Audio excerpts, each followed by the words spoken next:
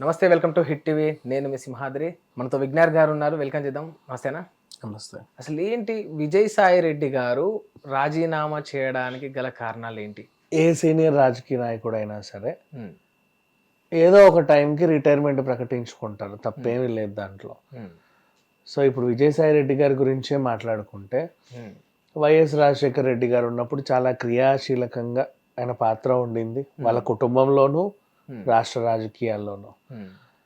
And తర్వాత జగన్మోహన్ రెడ్డి గారు పార్టీకి కొంచెం నాయకత్వం వహించిన తర్వాత తనే దగ్గరుండి అన్నీ చూసుకున్నాడు, A to Z.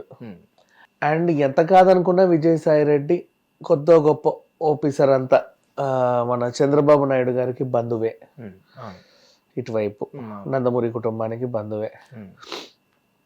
అండ్ అప్పుడప్పుడు వాళ్ళు వీళ్ళు కలుసుకున్నా బాగానే మాట్లాడతారు. అంతెందుకు వైఎస్ఆర్ కూడా చంద్రబాబు నాయుడు గారికి మంచి మిత్రుడు. సో ఆ రకంగా వాళ్ళు అప్పుడప్పుడు మాట్లాడుకుంటూ ఉంటారు. మొన్న రీసెంట్లీ తారక రత్న చనిపోయినప్పుడు వాళ్ళిద్దరు మాట్లాడుకుంటే దాన్ని బాగా హైలైట్ చేశారు, ఈయన పార్టీ మారుతాడు అది ఇది. ఇక రీసెంట్ డేస్లో ఆయన మీద ఎలిగేషన్స్ లైక్ ఉమెనైజర్ అని, పలానా ఆవిడకి ప్రెగ్నెంట్ చేశాడని, ఏవేవేవో కొన్ని వార్తలు. కరెక్టో కాదో తర్వాత సంగతి అది ఆయనకే తెలుసు. కాకపోతే ఏంటంటే ఒక వార్తల్లో అయితే నిలిచారు. అండ్ నెక్స్ట్ ఇప్పుడు ప్రెసెంట్ ఆయన ఉన్న పార్టీకి ఎట్లాంటి అధికారం లేదు. ఏముంది, 11-12 ఎమ్మెల్యేలు అంటే అసలు దేనికి అంటే అంత ప్రాధాన్యత ఉండదు. అంటే అదే ఒక కారణం అనుకోవచ్చా? అదొకటి. నెక్స్ట్ అధికార పక్షం టార్గెట్ చేయడానికి 360 degreesలో అదేంటిది ఆస్కారం ఉంది ఆయన పైన. అలానే అధికార పార్టీకి వెళ్ళలేడు, ఎందుకంటే ఇన్ని రోజులు అన్న మాటలన్నీ ఒక్కసారిగా వెనక్కి తీసుకుంటే మళ్ళీ అసలు ఉన్న పరువు పోద్ది. వయసు అయిపోతుంది, ఊరికే ఎలిగేషన్స్ చేస్తున్నారు, ఉన్న పార్టీగా అడ్రస్ లేదు, పక్క పార్టీగా వెళ్ళలేను. ఇప్పటి వరకు ఉన్న రూమర్స్ ఒక ఎత్తు అయితే, పక్క పార్టీకి వెళ్తే ఇంకా దెబ్బి పొడుపులు ఎక్కువ ఉంటాయి తప్ప నన్ను ఎవరు మెచ్చుకోరు.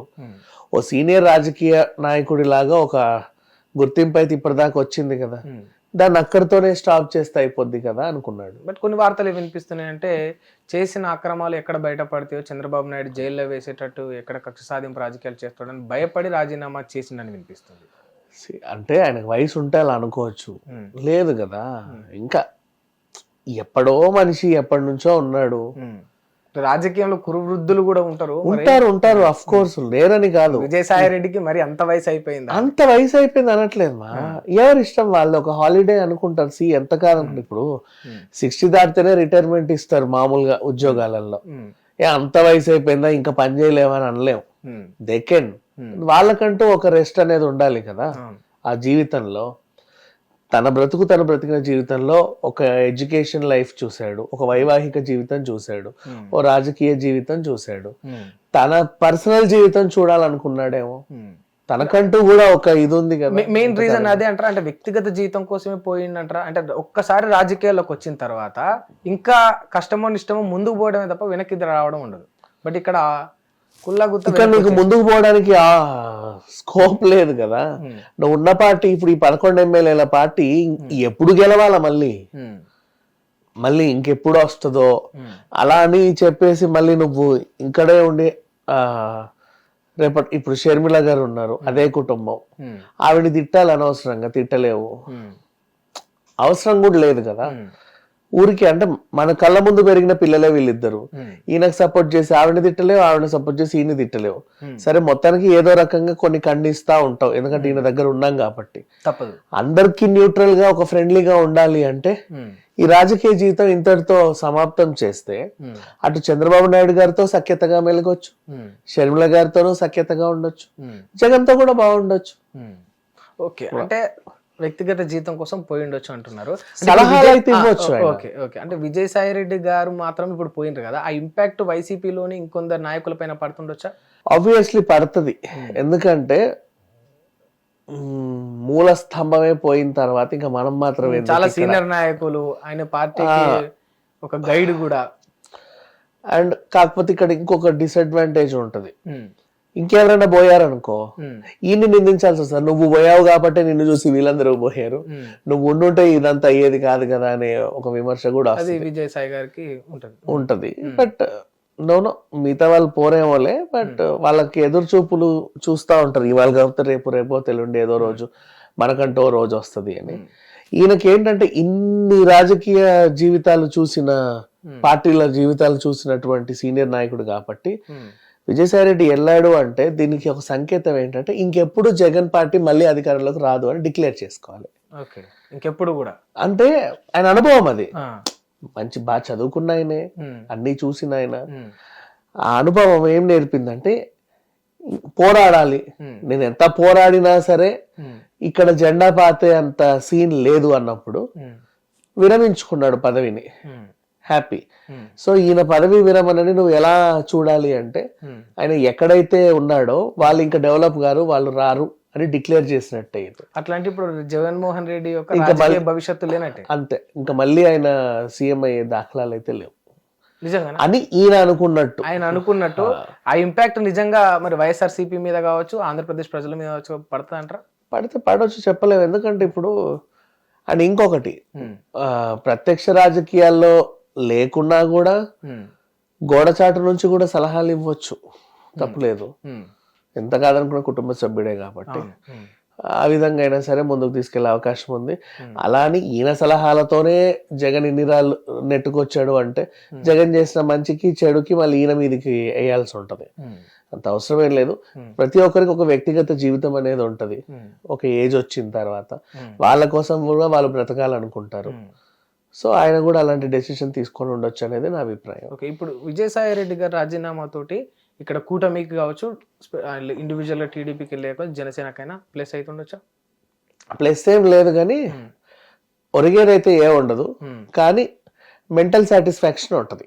అమ్మయ్య వీడు వెళ్ళిపోయాడు, మనకి ఎంత బాగుందో, ఆయన పార్టీలో ఒక పిల్లర్ పోయింది అని చెప్పేసి జస్ట్ అలా నవ్వుకొని ఆనందపడతారు అంతే. అంత మించి ఒరిగేదే ఉండదు. అంటే దీన్ని ఇంకో కోణంలో కూడా చూడొచ్చు కదా. అంటే వ్యక్తిగత జీవితం కోసమే విజయసాయి రెడ్డి పోయిండు అనుకోనే బదులు కావాలని టీడీపీ అంటే చంద్రబాబు నాయుడు ఇంకోరో నాయకులు మంట పెట్టిరు అనుకోవచ్చు కదా విజయసాయి రెడ్డి కింద. అధికార పార్టీ ఇప్పుడు వైఎస్ఆర్సీపీని కొలాప్స్ చేస్తే అసలు ఇంకా ప్రతిపక్షం ఉండదు కదా సార్, ప్రధాన ప్రతిపక్షం ఆల్రెడీ చచ్చింది 11 ఎమ్మెల్యే. ఇంకా దాని మీదే దృష్టి పెట్టి కొలాప్స్ అనే దాంట్లో లేరు. ప్రజెంట్ చంద్రబాబు నాయుడు గారి విజన్ అంతా కూడా రాష్ట్రాన్ని ఎలా డెవలప్ చేయాలని ఉంది, పగోడిని ఎలా చంపేయాలని లేదు. అలానే పగోళ్ళేం కాదులే, బట్ జస్ట్ టెల్లింగ్. ఎంతసేపు వాళ్ళ మీద వాళ్ళు దృష్టి పెట్టుకుంటే రాష్ట్రం ముందుకు వెళ్దాం. ఈయన విజన్ వేరు. ముందు రాష్ట్రాన్ని బాగుపరచాలి. వీళ్ళెంత ఇంకా 4 ఏళ్ళు ఉంది, ఎప్పుడైనా చూసుకోవచ్చు. అంత అర్జెంటే ఉంది ఇప్పుడే వీళ్ళని డిస్టర్బ్ చేయాల్సినంత. మరి అంటే డెవలప్మెంట్ పైనే దృష్టి అంతా పెట్టిండు చంద్రబాబు నాయుడు గారు అన్నారు కదా. మరి దావోస్కు పోయి కంపెనీలు పెట్టుబడులు తీసుకొచ్చే క్రమంలో అసలు ఒక్క కంపెనీ కూడా తెలియకుండా ఫెయిల్ అయిపోయింది అనే విమర్శలు, వార్తలు చంద్రబాబు నాయుడు మీద వచ్చినాయి. మరి దీన్ని ఏ విధంగా చూస్తారు?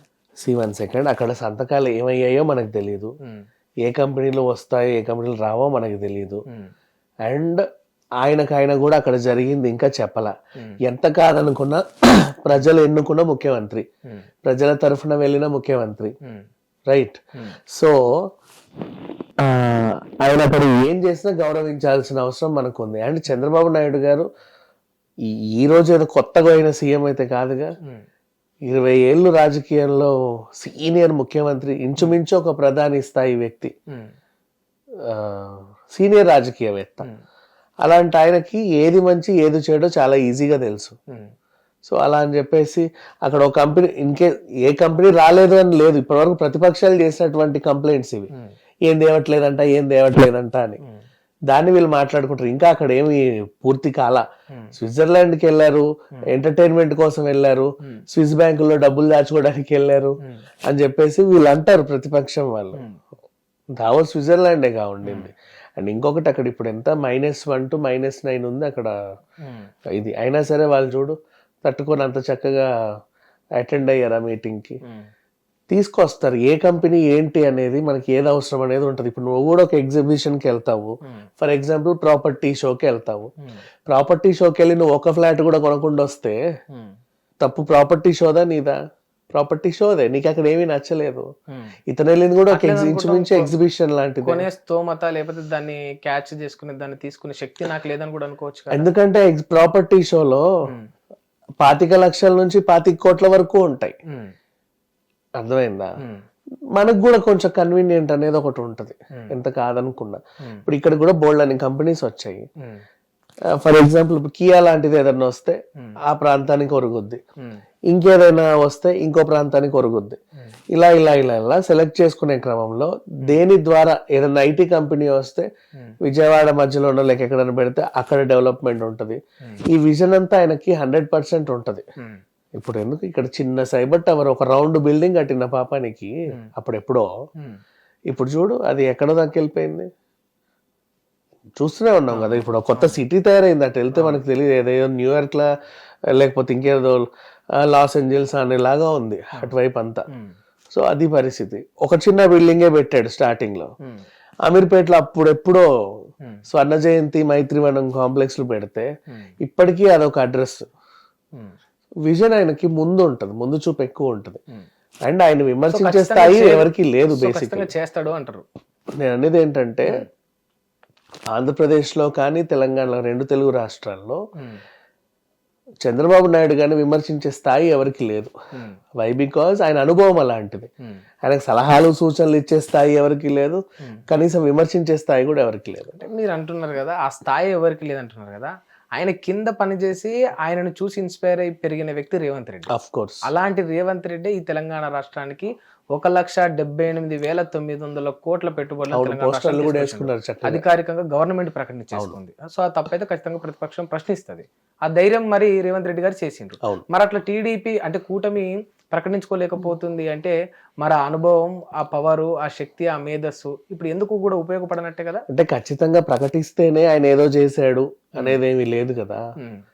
బేసికల్లీ నువ్వు అక్కడికి వెళ్ళావంటే నీకు ఖచ్చితంగా ఆన్సర్ చెప్పాల్సిన అవసరం అయితే ఎవరికి లేదు. రాష్ట్ర ప్రజలకు చెప్పుకోవాలి. ఎగ్జాక్ట్లీ. వాళ్ళు అడుగుతారు, అదే చెప్తున్నా. అడిగే అర్హత ఎవరికి లేదు, అడగండి అంటున్నాను నేను. అంత సీనియర్ రాజకీయ నాయకుడు ఏదో ఒకటి చేస్తాడు, ఆయన విజన్ ఉంది. అండ్ ఇంకొకటి స్టార్ట్ అయ్యి 6 నెలలు 7 నెలలు 8 నెలలు అయిపోయింది. కొన్ని 4 రోజులు అటు ఇటు అయితే సంవత్సరం అయింది. ఇంకా 4 సంవత్సరాలు ఉంది. ఇప్పటివరకు రాజధాని లేదు.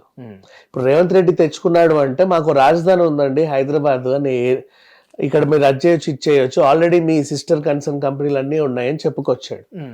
ఈయన అక్కడికి వెళ్తాడు కరెక్టే, అదంతా చూశాడు, ఏది మనకి ఎక్కడ పెడితే అవసరం అనే ఒక అవగాహన తెచ్చుకున్నాడు. అడ్రస్ ఇవ్వడానికి ఇక్కడ వీళ్ళకి రాజధాని లేదు, ఇంకా ఈ రోజు వరకు కూడా లేదు. నీకు రాజధాని లేకుండా ఆయన అది తెలియదు ఇది తెలియని ఎలా కంప్లైంట్ ఇస్తావు? ఫస్ట్ రాజధాని నిర్మించుకునే క్రమంలో అక్కడికి వెళ్ళి ఏదైతే ఇక్కడ అవసరం ఉంటది, ఎవరినైతే కాంటాక్ట్ చేస్తే ఏముంటది, ఈ వ్యూహాలన్నీ ఆయనకు బాగా తెలుసు. సో అందుకంటున్నాను ఆయన ప్రశ్నించే అర్హత ఎవరికి లేదు అని. హిట్ టీవీ యాప్, ఇందులో short news, live news, entertainment shows, movies, digital magazines తో పాటు మీ జిల్లా వార్తలను కూడా ఫ్రీగా చూడొచ్చు.